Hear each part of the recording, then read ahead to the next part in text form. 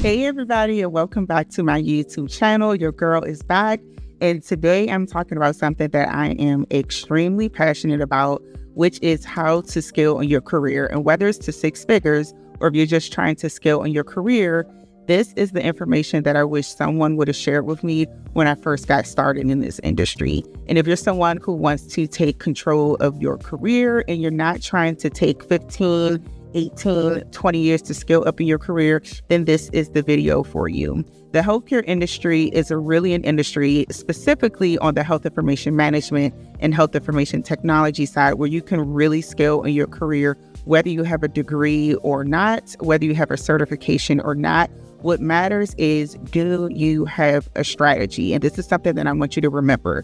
Whether you realize it or not, you are a business. You are your own entity. And you should be approaching your career as such. You should not just be winging it, going for any and everything with no clear direction. You must have a strategy. Companies, when they open up their companies, they have a mission, values, and goals, and they look for candidates that aligns with these vision, values, and goals that they have, and that has the skill set that they need to perform in the positions that they have posted. Well, vice versa, as a job seeker, you should be looking for job opportunities with companies that align with your background, experience, skill set, mission, values, and goals that you have set for yourself.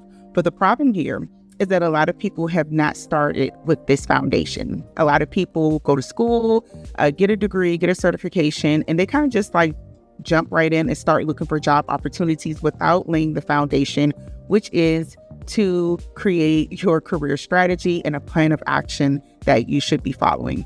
So that's what we're going to talk about today. I'm going to be giving very detailed steps here. Okay, do not skip anything inside of this video because you might miss out on some very valuable information that I'm trying to share with you. So I'm going to lay it down for you step by step what you should be doing to get started with your career strategy, whether you have zero experience or whether you have some experience already and you kind of need to start over and implement a strategy. This is the video for you. Step 1, build your career foundation.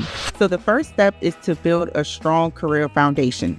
What does that mean? That means identifying what your unique skill sets are, what you're passionate about, what comes to you naturally. What is your personality type? Like, some people don't know what their personality type is, right? So if you are not familiar with the Briggs personality test, I'll put a link to that there. You can go and take this test and determine what your personality type is. And it'll also let you know the things that make you tick, right? And the things that you don't work very well with, right? And by using this, it can help you to determine what kind of positions you truly want to pursue or what you would be really good at. I'm an ISTJ. I'm very analytical. I love working with numbers. I love working by myself. I am introverted. So patient-facing positions and roles tend to drain me. Okay, that is not my cup of tea. I did it before when I got started in the industry, right? And this is something that you would have to think about. Are you willing to do something temporarily as you scale in your career? But what I do know is that while I worked in those kinds of positions, they were very draining to me because I didn't necessarily like the face-to-face patient interaction. I'm put me in a corner with my computer, allow me to work by myself and zone out. That's my area of expertise right there.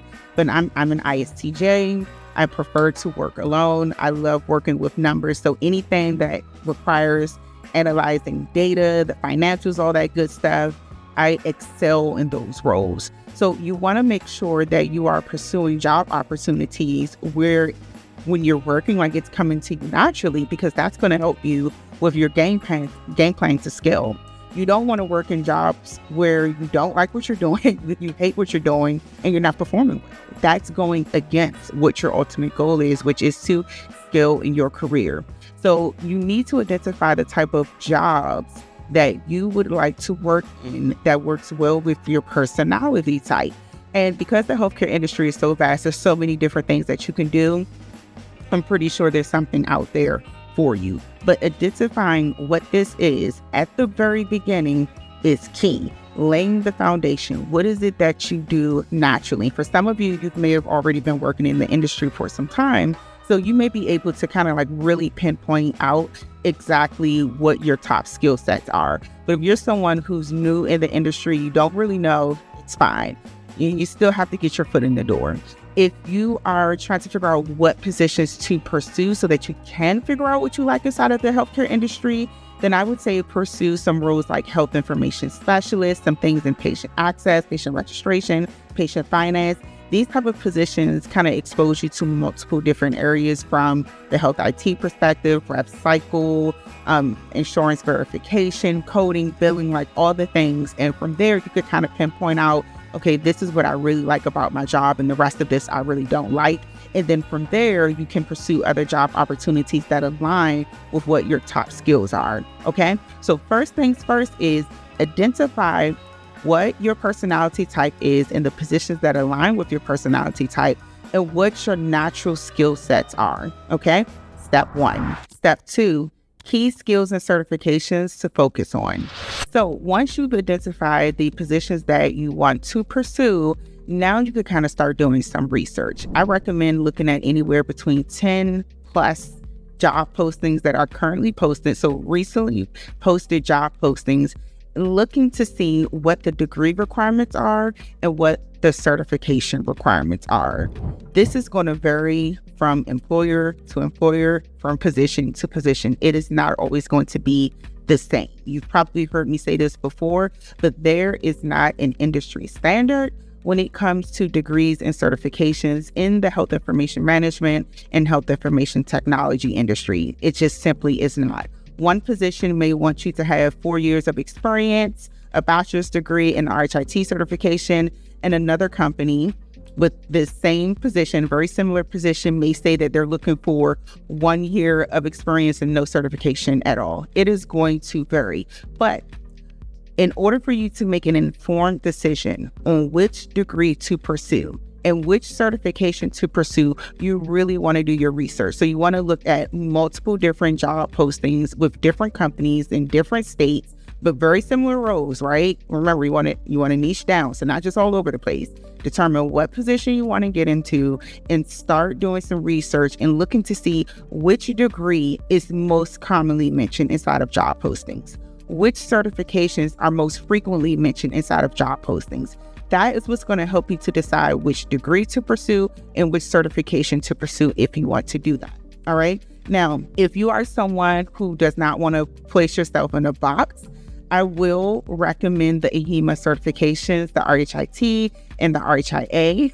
And the reason why I prefer these certifications, and I know this can be very biased because I am an RHIT myself, but there is a reason why I say I prefer these certifications, and it's because it just covers so many different areas in health information management. So if I wanted to do medical coding or medical billing or revenue cycle or data analytics, release of information, privacy, compliance, health IT, I can do it all. I can make a pivot without having to go back to school to get another certification. So the RHIT and the RHIA certifications are the ones that I love the most.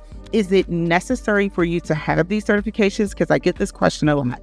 Do I need to have the RHIT? Do I need to have the RHIA? It depends. It depends on the positions that you are trying to pursue, and it depends on what the company preference is that you're trying to pursue ultimately, right?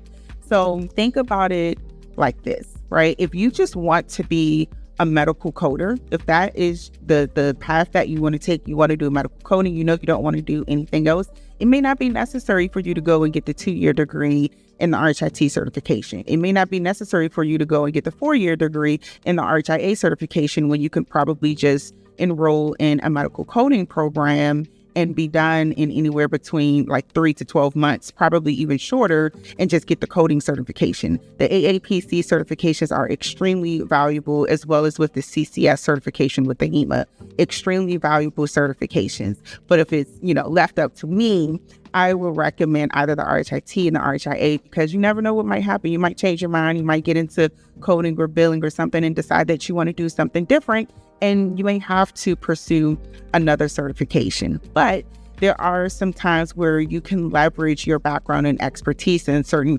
certifications or credentials that you currently have to make pivots without necessarily having to go back to school. And, that's my area of expertise. I help people to do that all the time. Now, in addition to identifying the certifications and degrees to focus on, when you're looking at the job descriptions, I want you to pay close attention to what they are listing inside of the job duties and responsibilities. Again, what you most commonly see mentioned over and over again are the core skills that they are looking for you to have in these kinds of positions. So your goal should be to obtain as many as these skills as possible as you scale up in your career. And if you're working in a position where maybe you're kind of like only doing one thing, do not be afraid to ask your manager or supervisor if you can shadow a different position or if you can pick up additional job duties and responsibilities. It's going to help you out along the way.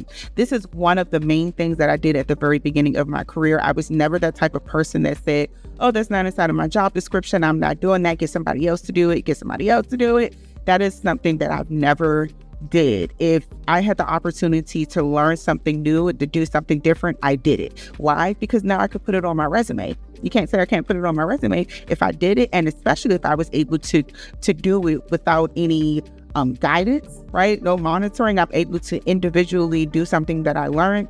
It's going on my resume. So this should be a part of your plan to make sure that you learn as much as possible so that you can add these key skills on your resume to help you to scale up. Step 3, identifying high-paying targets. All right, so now let's continue to stack. We've laid the foundation and we've also identified the key skills, certifications, and degrees that we need. Now it's time to identify the high-paying targets. What does that mean? 1, high cost center departments. 2, the top paying states. 3, foundational positions. This is what you are gunning for when you get inside of this industry. Now, I swear, like this just by happenstance, I landed into some of the top paying departments. But when I got in this industry, this is not something that was said to me at all. I didn't have a mentor. I didn't even have the person inside of the career resources department when I graduated from school that gave me a breakdown like this. Like, hey, this is where you should focus. Their main thing was like, just get your foot in the door. It's like, no, we want to get our foot in the door, and we want to get our foot in the door strategically. So with some of the top paying states, there's at least about 10, 11 top paying states. I'm going to list some of them here, but we're talking about states like New York, California, Rhode Island, and Massachusetts, for example. Some of the high cost centers, you can think about departments like neurosurgery, radiology, the oncology department, and also the NICU, just to name a few. Now, when it comes to foundational positions, right, we are going to use an example like as if though you are someone who are just starting out inside this industry, you're ready to hit the ground running and you're ready to scale up as quickly as possible. Okay. So you are looking at entry-level positions. Okay. So stay with me here. We're talking about positions like scheduling, patient registration, health information specialist. These are some foundational positions, entry-level positions that usually require little to no experience. And this is the easiest barrier to entry into getting into these particular departments. Step 4, self-advocacy and negotiating for growth. So let's talk salary negotiation. And this is a game changer right here because, again, this is something that I wish someone shared with me at the beginning. I'm sharing with you information that I had to learn along the way. Okay, so I'm giving you the tea here. Now, when it comes to strategically scaling in your career, both professionally and financially, staying ahead of the curve is key. It is key. So as you pivot into new positions, the aim is a 20% annual salary increase or higher. Whenever I pivoted into a new position, if it was not within this range, I either negotiated the salary or I just simply walked away from the job offer. Now, why do I say 20%? So in the beginning of your career, when you first get started out, as you're scaling, right, you want to stay in a position anywhere between 1 to 2 years before you make your next pivot. Okay, we are scaling to float. And I'm taking you guys along this pathway to scale and float to get to this high salary range, whether it's 6 figures, 90K, 80K, whatever your special number is. All right. But I want you to pivot into positions that are offering you anywhere between a 20% annual salary increase or higher. Now, if you are in a position, let's just say, for example, for 2 years, on average, if this is a, good company, and they're giving you anywhere between a 3 to 3.5% annual salary increase each year. So if you stayed in one position and got a 3.5% annual salary increase each year, that's 7%. Now, in addition to regular annual salary increases you will receive with the company, there is CPI, which is the Consumer Price Index, which is the inflation rate for the U.S. Now, this is what companies also use when they're making a decision on how much to give a salary increase to their employees. Also with like the company's performance, these are some things that they take into account when they give out the annual salary increase. But we're not depending on them, right? Because remember, we are our own individual businesses and we have our strategies in place, okay? So for you, I want you to be going for a 20% annual salary increase. Now, for the CPI, it can be anywhere between 2 to 3% annually each year, or it can be really bad. The CPI can be anywhere between 6 to 9%. And as you guys all know, what we just went through in the economy not too long ago, it skyrocketed prices, and inflation is still inflating to this very day. Okay, but it's up there, right? It can get up to between like 6 to 9%. So if we are adding in what a company usually gives and the CPI individually, on average, you can be looking at anywhere between like 7% each year, right? So for 2 years, that's about 14%. But we want to be ahead of the curve. So that's why I say 20%. So that if a company does not end up giving you a salary increase, or if inflation is really bad one year, you really won't feel it as much because you've gave yourself a salary increase, a significant one, that if and when that happens, you're good. Everything will still feel the same to you. And I've been through this personally, like people talking about the economy and prices is bad. And I'm like, it still feels the same to me. Okay. And this is even before I started having my own business. This is how it was as an employee just working for a company. So you want to make sure that you are staying ahead of the curve and that you are getting anywhere between a 20% annual salary increase or more each time you make another pivot. Now, asking for more isn't just about like asking for more money. It's about understanding the market, understanding your worth inside of the market, and not settling for less inside of your career. Now, let's talk about milestones, because getting to a 6-figure salary, 90K or 80K, doesn't happen overnight. But pivoting into another position every 1 to 2 years can help you to build momentum. I've said this before in some of my free webinars that I feel like one of the biggest mistakes I made in the beginning of my career was staying in positions for too long, because one, it delays the amount of new information that you're learning as you scale into different positions. And it's also slowly increasing your salary, because your salary is only increasing every year by like 3.5% or less if you're working with a company that's not giving you that. So staying in a position for too long at the beginning of my career, like staying in there for like 4 years, 5 years at a time, it actually slowed me down. And I didn't realize it at that point, that it's like, no, like entry-level positions are just that. They're entry level. Okay, you stay in these positions for a year or two, and then you pivot, you move on. For the new folks that are coming into the industry, there is a reason why there's a high turnover rate in entry-level positions, right? And it's not always for a bad reason. In my eyes, it's an entry-level position, and people are expected to leave out of these positions as they scale up in their careers into new positions, right? It's a part of the process, okay? But nonetheless, I say all that to say, you should not be in an entry-level position for 3, 4, 5, 6 years, because more than likely you are severely underpaid, and it's time to move on. So sticking with our HPT, let's do an example of neurosurgery in California, and we're going to start off with the foundational position of patient registration. So ideally, you could find a patient registration opportunity in neurosurgery in the state of California, remote or on site, for anywhere between $18 to $25 an hour. let's just say for an example, you were able to get in at $20 an hour, right? That was your initial job offer. Now, I would recommend for you to stay in this position for a year. Stay in this position until you have your annual review, because you want to get that 3.5% annual salary increase on average. And then at that point, that's when you should start looking for another job opportunity. So if you were to receive this annual salary increase at the company, you should get to about $20.70 an hour. And your goal for your next job opportunity should be to get a 20% annual salary increase. So you would be looking for the next level up position. So at that range, you're probably at about like roughly $43,000 an hour. And your goal should be to get to $24.84 an hour for your next opportunity. Let's say for position 2, you start looking for neurosurgery patient service coordinator positions. And for that pay range in California, you can find anything between $25 to $36 an hour for that particular position.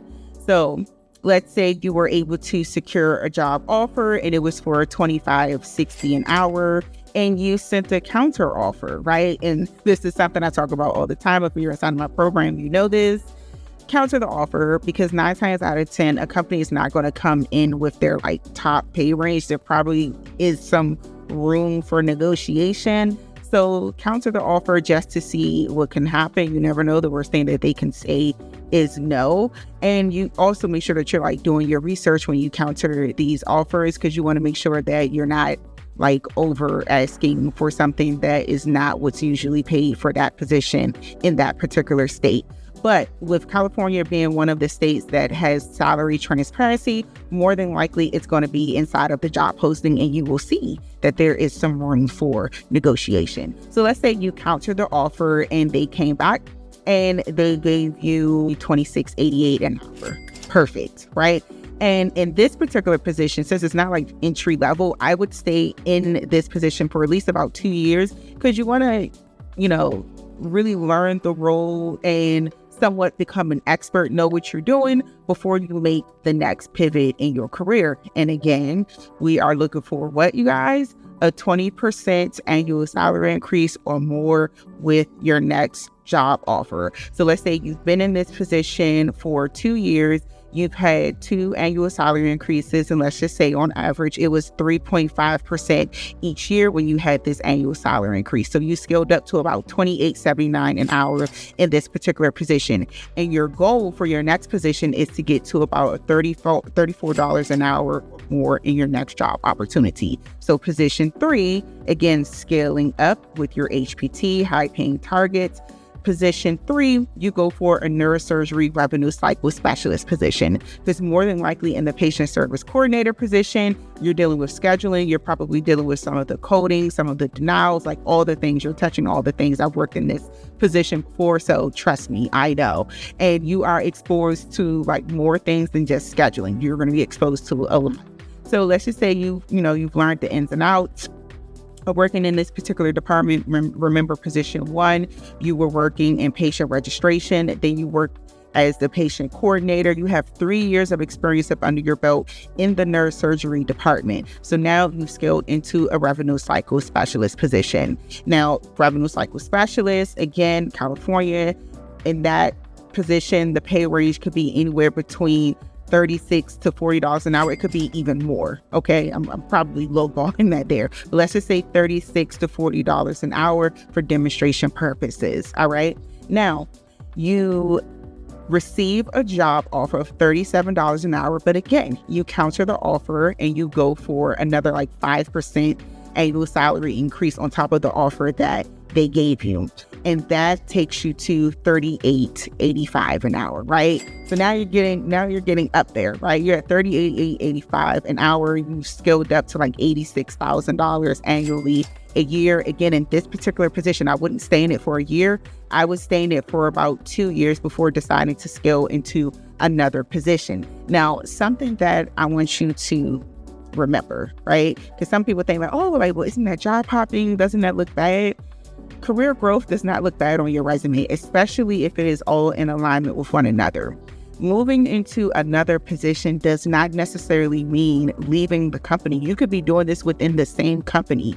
And trust me, companies love to get like quality talent and keeping you, right? They don't necessarily want people leaving their organizations because it costs them more money to hire people in. So they love it when they get people in, especially if you're like new in the industry, and you stay with the company and you continue to scale up into different positions and grow in your career. Now, whether you're able to do this with one company or whether this means that you have to do this with multiple different companies, if the company that you are currently working for doesn't provide the opportunities to grow internally, well, you have to take care of you first, right? You are your first order of business, not the company that you're working for. If you're working with a company that is in alignment with your professional goals and your financial goals, like perfect, right? We're living in a perfect world. But if not, then that means that you may need to look for some of these opportunities outside and elsewhere. So again, setting the stage, we are in the neurosurgery department as a revenue cycle specialist now. You've accepted the job offer at $38.85. You're going to stay in this position for 2 years. And again, you're going to get a 3.5% annual salary increase each year. And the next opportunity you go for, again, your goal is to get a what? A 20% salary increase when you make this pivot, okay? So with a 3.5% annual salary increase each year, you would have scaled from $38.85 an hour to about $41.61 an hour, and that would take you to the $86,000 annual salary range. And for your next position, which will be position 4, I would say to pursue a neurosurgery revenue cycle analyst position, or possibly even a neurosurgery revenue cycle auditor position. And at this point, you would have 5 years of experience up under your belt. You had 1 year in the very first position as the patient registration associate. You had 2 years of experience in the patient coordinator position. And then you got an additional 2 years of experience in the revenue cycle specialist position. I see this all the time, you guys, with companies, revenue cycle analyst positions, where they're looking for about 5 years of experience. You guys always hear that 5 years of experience, like 5 years of experience is the minimum. Well, if at the beginning of your career, when you first got started, if you made sure you pivoted every 1 to 2 years, you will get that 5 years of experience up under your belt to get into these mid-level, senior mid-level kind of roles and make this kind of money in the HPTs, the high-paying targets, okay, without necessarily having to be in a leadership role, in a senior level role, because not everybody wants to be a supervisor, a team lead, a manager, or a director. I used to think that that was the only way that you can make a great income inside of the healthcare industry, but I was wrong. I worked in management for about 5 years at a home healthcare agency, and I did not enjoy it. I did not enjoy being a manager. And I'm like, there has to be another way around this. I want to make a great income, but I also do not want to be anybody's manager. Well, this is the way. If you want to work inside of the healthcare industry and you don't want to be anybody's manager, then you want to scale up into auditor and analyst type roles so that you can make that type of income without having that title.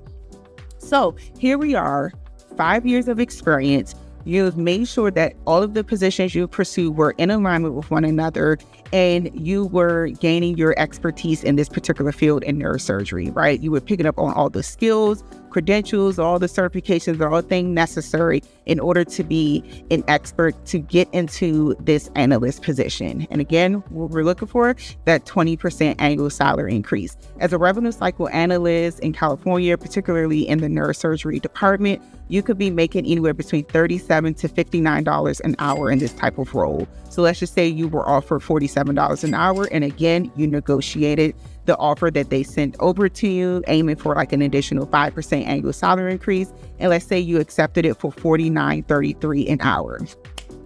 Congratulations. You have officially scaled to float. You have officially hit the 6-figure range. You did it. All by being strategic and intentional with the job opportunities you pursued and where you pursued these kinds of job opportunities. Okay. Now, let me tell you, you have people say, like, it's not possible. You can't do that. You can't do that. Yeah, you can't do it if you're not doing it strategically, if you don't have a strategy. Companies, when they open up their doors and they decide that they're going to have a company and they open up their doors, they're not just winging it. Okay. They have a strategy in place. Their strategy aligns with their mission, visions, and goals. you should have a strategy that aligns with your mission, visions, and goals. I know it sounds cliche, like, oh, your mission, visions, and goals. It's necessary. It's necessary. But this is what's going to put you ahead of the competition. This is what's going to put you ahead of the curve when it comes to increasing your salary if you implement a strategy. Okay. So I just want to kind of open up the doors, open up the curtains, and kind of show you guys like the method to my madness and how I think when it comes to scaling in your career. This is the information that I wish someone said to me when I first got started in this career. I wish somebody sat me down and said, yeah, that entry level position that you just got, make sure you're only there for a year before you pivot into the next opportunity. And then this is the position that you go to next, and this is next, and this is next. And this is how much money you should be trying to get as you scale up. Now, if you're someone who has my program, you know about the ICAP framework. You should be using that as you are making these different pivots in your career, right? Because getting top pay, top tier dollar, like this doesn't just happen by happenstance, right? You really have to be like good at what you're doing. So you should put some effort into that. You can't be somebody who's just like BSing with your work and just think that you're just going to get like pay increases like out this world. Like, no. Use the ICAP framework if you know what that is, and make sure that you are keeping track of your top skills, your career wins, like in detail, so that when it comes to negotiating your salary and asking for more money, it's not super hard to demonstrate your value, whether it's on paper in your resume or if you're articulating that verbally inside of an interview, right? Or if you're speaking with someone directly and you're negotiating your salary. You can stand firm on the number that you are asking for with cold hard facts from statistical data and also from the value that you have demonstrated in an interview and inside of your resume as well. It's important to make sure that you are being strategic and intentional with your approach. So let me just paint this picture for you, right? I want you to visualize this, right? When you get started inside of the healthcare industry, everybody just wants to dive in, right? You want to dive into that pool, right? This pool of opportunities, and it's a huge pool. And that's exactly what I want you to do. I want you to dive in. And what happens when you dive into a pool, right? You sink down to the bottom, and then you kind of paddle your way back up, and you float to the top, right? Once you get to the top, you float when you're inside of the water. That's what you're doing when you're getting inside of this healthcare industry, right? You're going to dive into all of these opportunities. And I want you to scale up as quickly as possible, because when we jump into a pool, are we taking our time to get to the top of the water? No. Okay, we are trying to get to the top of the water as quickly as possible, okay? Because I don't know about you, okay, but I'm not a Marine. I can't stay up under the water for a long time. I'm trying to get up there as quickly as possible, okay? So when you get into the water and you dive, you jump in. I don't know if you dive in or jump in, okay? I'm a jumper. I'm not diving. Okay, you jump in, you go down to the bottom. As you scale up, you are picking up the skills, certifications, and degrees necessary as you're scaling up so that you can begin to float. And I want you to scale up in that 5-year time range so that once you get to that salary range you're trying to get to, you can begin to float. And a lot of people think like, oh, I got to have this degree first before I get started. I got to have this certification first before I get started. Nuh-uh, because there's way too many companies inside of the healthcare industry that is willing to hire you before you even have the degree or the certification. They'll get you in there and then give you time to get the degree or certification. Some of them are not even asking for degrees and certifications. And that's fine. That doesn't mean to completely avoid degrees and certifications, because adding on degrees and certifications definitely does make you more marketable. But this is coming from someone who worked inside of the healthcare industry for 7 years before I had a degree or certification. I was an office manager for a home healthcare agency and worked as a health information specialist before I had a degree or certification. Okay, it is possible to get inside of this industry and scale your way up and get the degrees and certifications needed as you go along in your career.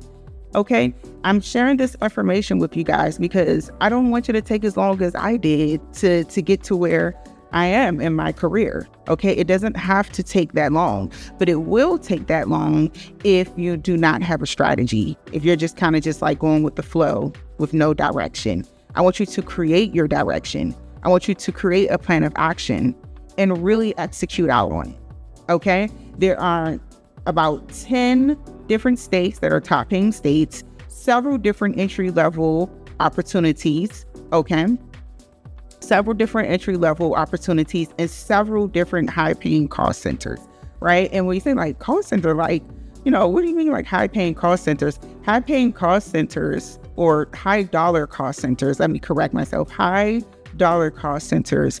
These are departments that provide services that are like extremely expensive to the organization. They usually cost patients like a lot of money, health insurance companies a lot of money, or it can be a high volume call center. Like they have a lot of services going on. So like, for example, laboratory pathology services, right? So it could be a high volume call center or a high dollar call center. All right. And I've listed a few of them inside of this video for you. So remember, jump in this big pool of opportunities and scale up and float once you get there.